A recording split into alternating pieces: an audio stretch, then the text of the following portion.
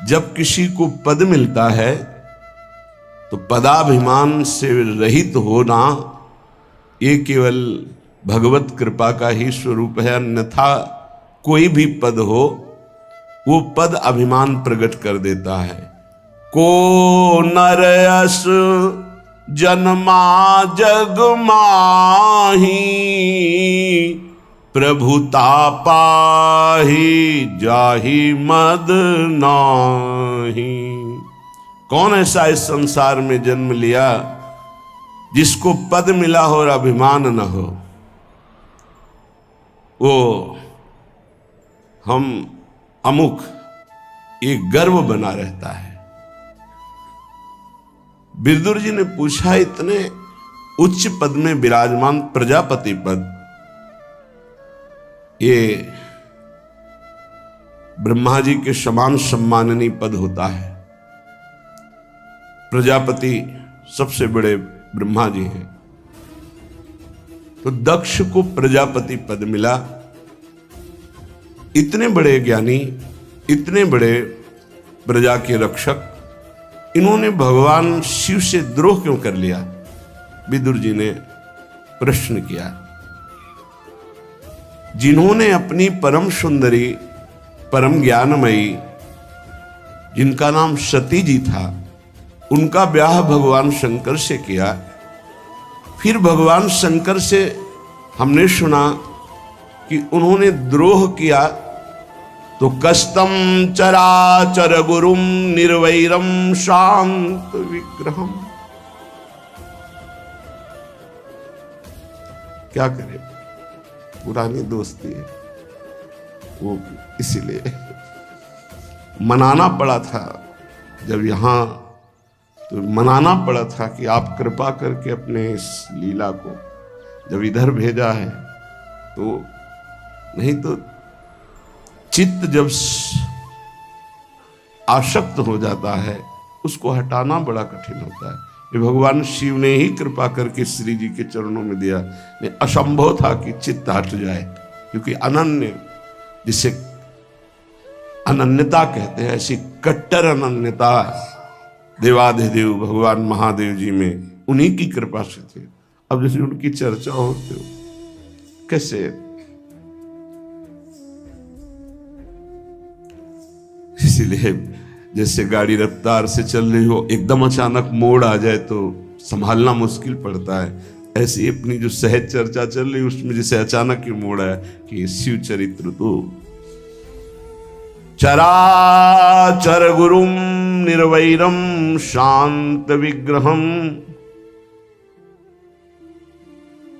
और हरि की जरा सी भी भक्ति हृदय में आ जाए तो ये छाए रहते हैं, अपने आप छाए रहते हैं, बिना बुलाए छाए रहते हैं। जैसे मार्कंडेय जी हरि के ध्यान में मगन थे, तो भगवान शिव और अम्बा साथ आकर के आंख ही नहीं खोला, ध्यान में जाके प्रवेश कर गए।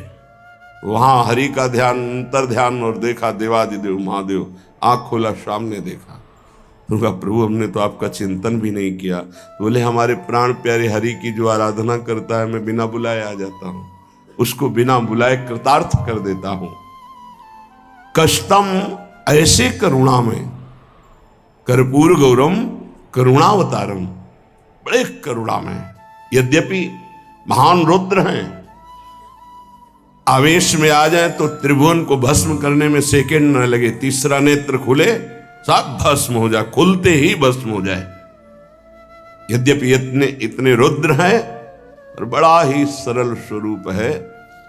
कर्पूर गौरम करुणावतारम, करुणा का साक्षात हरि की करुणा मूर्तिमान शिव रूप में विराजमान है।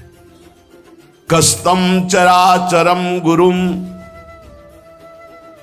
ऐसा कैसे हो सकता है कि चराचर के गुरु भगवान शिव से कोई विरोध कर ले? निर्वैरम, जो सदैव निर्वैर स्थिति में रहते हैं। शांत विग्रहम, जो सदैव शांत स्वरूप में स्थित रहते हैं।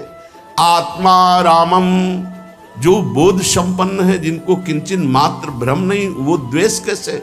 और जिनका किसी से द्वेष नहीं, उनकी निंदा कैसे हो सकती, उनसे वैर कैसे हो सकता है? आत्मा रामम कथम द्वेष्टि जगतो दैवतम महत। भला ऐसे महान से वैर कैसे किया जा सकता है जो चराचर का गुरु है, वैर रहित है, शांत मूर्ति है, आत्मा राम है, जगत के परम आराध्य देवाधिदेव है, उनसे वैर कैसे?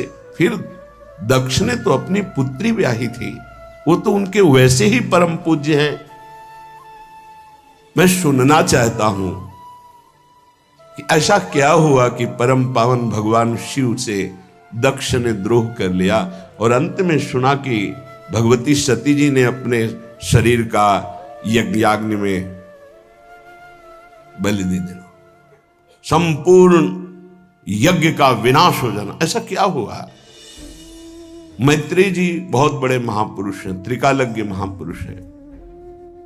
वो कह रहे हैं, पुरा विश्व सृजाम सत्रे समेता परमर्षयः तथा अमरगणा सर्वे शानुगा मुनयोग्नयः।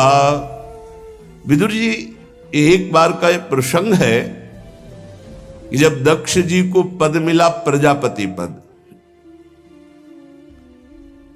तो सभा लगी, बड़े बड़े देवता, ऋषि, मुनि, अग्नि, वायु आदि प्रधान प्रधान देवता अपने अनुयायियों के साथ उस सभा में एकत्रित हुए। अब उस सभा में महान पद प्राप्त किए हुए दक्ष प्रजापति प्रवेश किए, जैसे मानो तेजो में भुवन भास्कर पधार रहे हों, क्योंकि प्रजापति पद तो उस पद की योग्यता भगवान देते हैं, उस पद की सामर्थ्य देते हैं।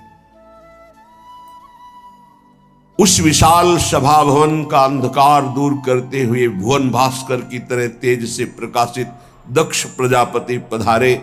उनको आता देखकर संपूर्ण सभा हाथ जोड़कर खड़ी हो गई, क्योंकि पद ऐसा है, केवल ब्रह्मा जी नहीं खड़े हुए और महादेव जी नहीं खड़े हुए, और सब जितने देवता, जितने लोकपाल, गंधर्व, सब खड़े हो गए। ऐसा तेज था कि हाथ जोड़कर प्रभावित होकर सब खड़े हो गए।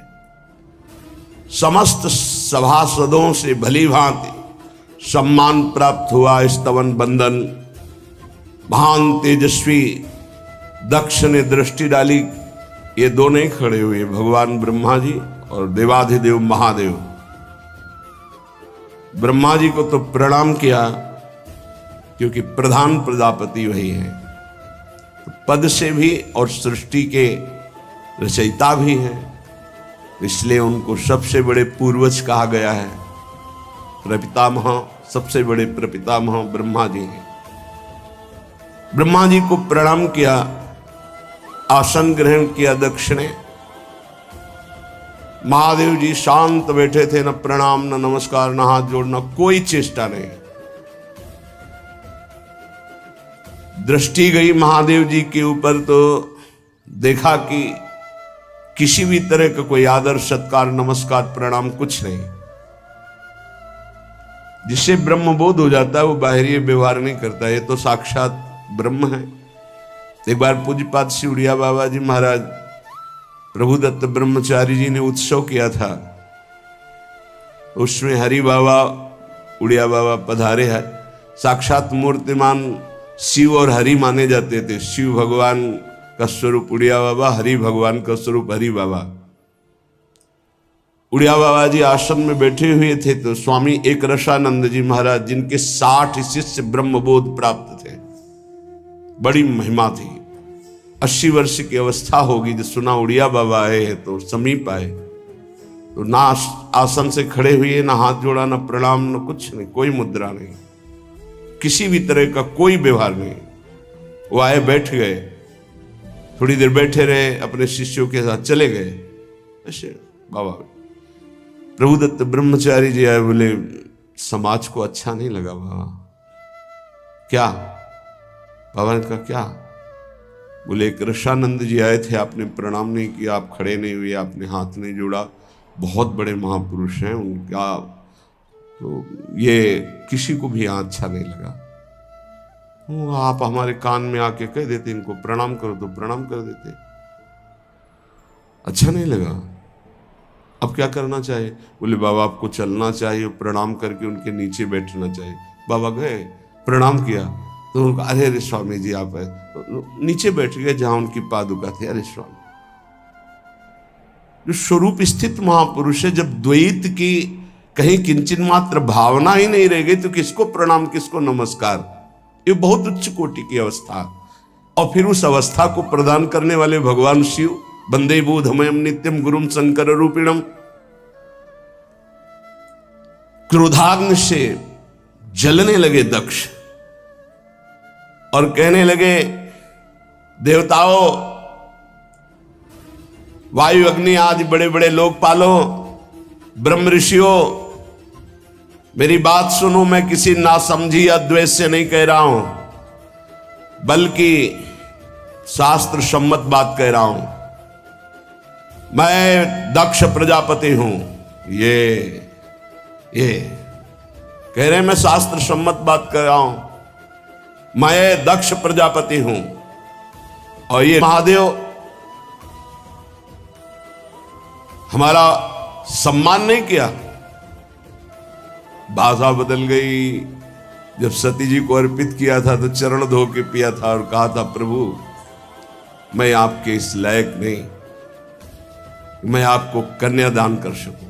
आपने स्वीकार किया मुझ अधम को, तुम्हारी पुत्री को सदा अपनी सेविका समझना, और मैं आपका सदैव दास रहूंगा, क्योंकि मैं जानता हूं आप कौन हैं।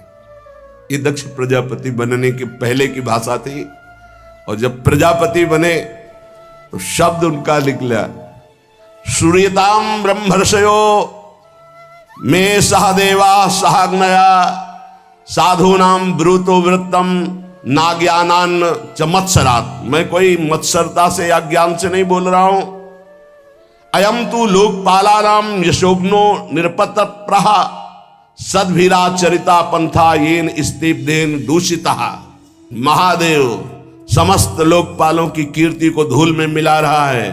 देखो, एस में शिष्यताम प्राप्तो यन्मे दुहितुरग्रहित, ये मेरे शिष्य के समान है। ले जगत गुरु भगवान शिष्य के समान है। क्या बुद्धि भ्रष्ट हो जाती है पद से। घमंड स्वयं में है तो महादेव जी में। ये घमंड करके सत्पुरुषों के आचरणों का लांछन कर रहा है, मिट्टिया मेट कर रहा है। खड़े होकर मेरा सत्कार नहीं किया।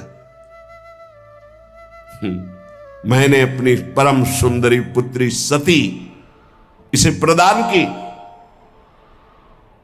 पाणिम विप्राग्नि मुखतः सावित्र्या इव साधुवत। कितनी सुंदर सुशील, अग्नि को साक्षी करके इसको पाणी ग्रहण किया। ये है कौन? पाणी मर्कट लोचना, मेरी पुत्री गृहीत्वा मृग सवाक्षया, मृग शावक के जैसे नेत्रों वाली सुंदरी। और ये कैसे कठोर शब्दों का प्रयोग किया। पाणी मर्कट लोचना, बंदर के से नेत्र वाले को इसका अधिकार था मेरी पुत्री लेने का, पर मैंने दिया मेरी उदारता। ये मेरे शिष्य के समान है। उचित था ये सबसे आगे आकर उठकर मुझे प्रणाम करता, मेरा स्वागत करता। इसलिए वाणी से भी कुछ नहीं, नेत्रों से भी कुछ नहीं।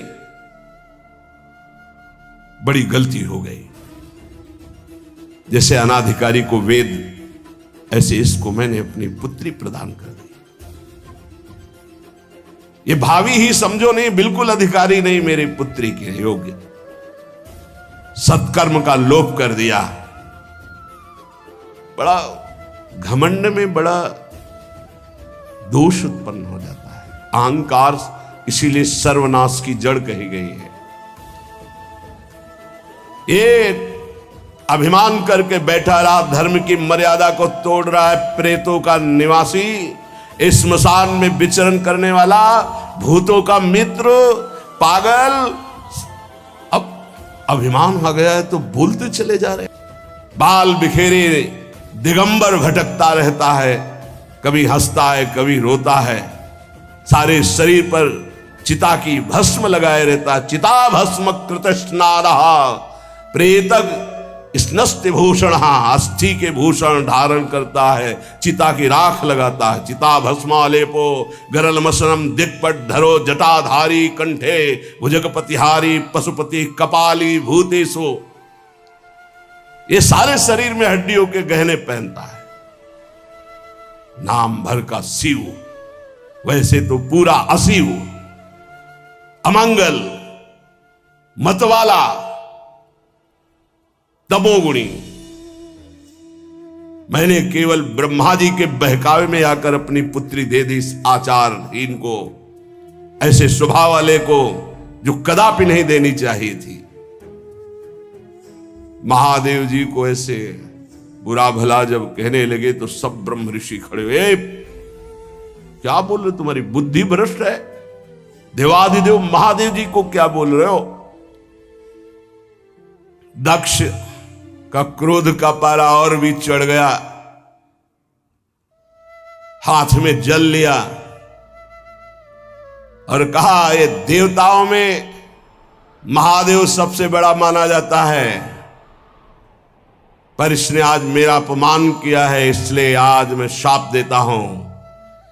इंद्र, उपेंद्र, लोकपाल, देवताओं की किसी भी सभा में, यज्ञ में इसका सम्मान न हो, यज्ञ भाग से इसे वंचित कर दिया जाए। दंड विधान साप प्रजापति। आज से किसी भी लोकपालों के साथ, वायु, अग्नि, इंद्रादि, उपेंद्रादि देवताओं के साथ ही बैठकर यज्ञ भाग नहीं लेगा, मैं शाप देता हूं।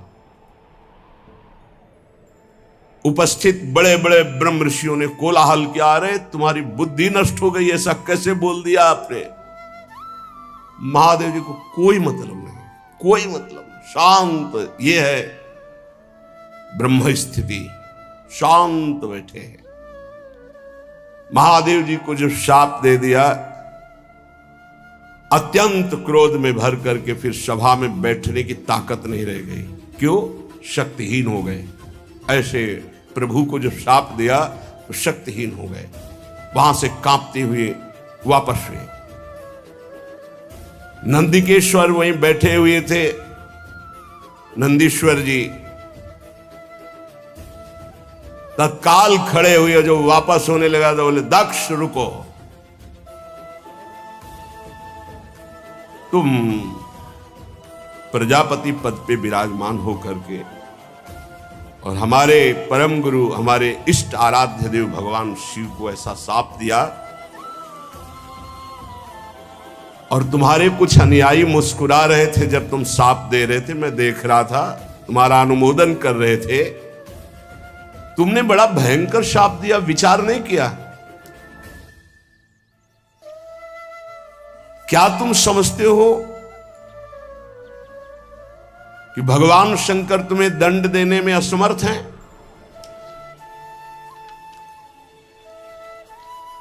वो तो नहीं बोलेंगे, मैं उनका एक सेवक हूं। अरे मरण धर्मा शरीर पे अभिमान करने वाले पदाभिमानी भगवान शिव को तू भूल चुका है, जान नहीं रहा? तेरे अंदर ये शंकर से द्वेष, मूर्ख दक्ष। जा, मैं शाप देता हूं, तू और तेरे अनुयायी कभी तत्व ज्ञान को प्राप्त ना हो, तत्वबोध कभी तेरे को प्राप्त ना हो। सदैव तू विद्वता वर्णन करता रहेगा, लेकिन तत्वबोध नहीं होगा। तू इन यज्ञों के द्वारा अक्षय पुण्य जो प्राप्त करता है, तू वेदों के अर्थवाक्य से सदैव मोहित रहे, विवेक भ्रष्ट हो जा और विषय सुख में ही तो रमण कर, ये मैं शाप देता हूं। शंकर द्रोही, विषय भोगों में ही तो सुख मान, विद्वता की बात करेगा, तत्व बोध नहीं होगा तेरे को, विवेक नहीं होगा, केवल बाहरी अर्थवाद में तेरी बुद्धि फंसी रहेगी, कपट धर्म का आश्रय लेगा, विषयों में आसक्त रहेगा, कर्म कांड प्रधान रहेगा, देह बुद्धि तेरे में रहेगी, आत्म भाव का कभी तेरे अंदर चिंतन नहीं आएगा। जा, तू अपने स्वरूप को विस्मृत होने वाले अज्ञान को प्राप्त हो जा। साक्षात भगवान शिव को अपमानित करने वाला कभी ज्ञान प्राप्त कर सकता है? जा, तू स्त्री लंपट हो जा। जा तेरा मुख जिससे साप दिया है कुछ ही समय में बकरे का हो जाए। मूर्ख, कर्ममयी अविद्या को तू विद्या समझता है, सांसारिक पदों को तू शाश्वत समझता है। शंकर का अपमान करने वाले इस दक्ष के जितने अनुयायी हैं, साप अपने पद से भ्रष्ट हो जाएं, साप जन्म मरण के चक्र में फंसने वाली अविद्या को प्राप्त हो, वेदवाणी का रहस्य इनके हृदय से गुप्त हो जाए, लुप्त हो जाए, ये कर्म फलों में आसक्त हो जाएं, क्षुब्ध हो जाएं, ये शंकर द्रोही माया के जाल में फंस जाएं, मैं ऐसा साप देता हूं। नंदीश्वर भगवान ने बड़ा भयानक श्राप दिया है दक्ष और उनके अनुयायी ब्रह्म ऋषियों को। आज से मैं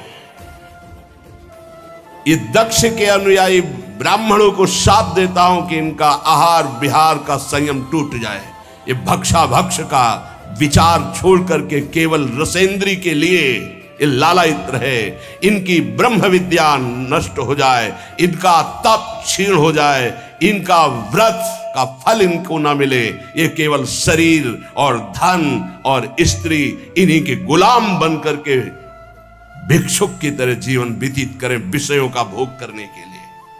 बड़ा भयंकर सिद्धांत का खंडन हो गया। भगवान शिव के नंदकिशोर ने बड़ा भयंकर शाप दे दिया। बहुत, ये सबसे बड़ा हितकर हुआ, क्योंकि अपने इष्ट का अपमान सह जाना ये सेवक के लिए सिद्धांत नहीं है। जहां ऐसा हो वहां या तो कान में अंगुली डाल के निकल जाए या इष्ट और गुरु की निंदा करने वाले को दंड विधान करे, ऐसा शास्त्रीय आदेश। जीव ही नंदीश्वर से ऐसा साप सुना संपूर्ण जो ऋषि व्याकुल हो गए, जो दक्ष के पक्ष में थे। उनमें भृगु जी खड़े हुए और कहा, ब्रह्म ऋषियों को तुमने शक्तिहीन समझ रखा है, तुमने तो ब्रह्मदंड का प्रयोग कर दिया, समस्त ब्राह्मणों को जो दक्ष के अनुयायी है कितना बुरा शाप दे दिया। तो जाओ मैं शाप देता हूं। बड़े कमंडल उठ गए भाई, वो अपने जल लिए, मैं शाप देता हूं।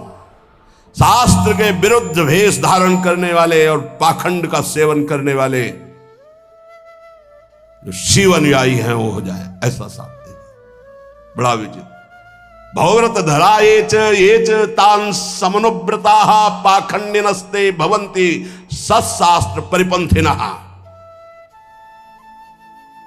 शौचाचार विहीन मंदबुद्धि जटा और राख धारण करने वाले, ऐसा शाप दे दिया तुमने ब्राह्मणों को। जाओ तुम लोग जो ब्राह्मणों की निंदा की है, इससे तुम्हारे अंदर पाखंड जागृत हो जाए, ऐसा शाप दे। बड़ा सापा सापी शुरू हो गया। भगवान शिव कुछ नहीं बोल रहे, ना अपने परिकर को ना उन परिकर को। भृगु जी के साथ देने के बाद भगवान शंकर उठे, बाघंबर समारा चल दिया। कोई मतलब नहीं, कोई मतलब। यह है ब्रह्म बोध प्रदान करने वाले जगत गुरु भगवान शिव की स्थिति। प्रजापति लोग उस सभा में एकत्रित हुए कि भगवान श्री हरि को प्रसन्न करने के लिए यज्ञ की जाए। प्रजापतियों ने श्री गंगा जी यमुना जी के संगम में प्रयागराज में यज्ञांत स्नान किया और मंगल गान करते हुए सब अपने अपने गृह को गए। बड़ा मंगल हो गया शिव और भगवान के पार्षदों में, जो भगवान शिव के पार्षद और दक्ष में ये ऐसा अंदर से बड़ा बैर विरोध दक्ष रखते भगवान शिव से। अभिमान बहुत बढ़ गया था। भगवान शंकर का अपमान करने के लिए यज्ञ का अनुष्ठान किया। बड़े बड़े यज्ञ किए, वाजपेयी आदि, बृहस्पति शव आदि यज्ञ, लेकिन कहीं भी शिव भाग नहीं रखा।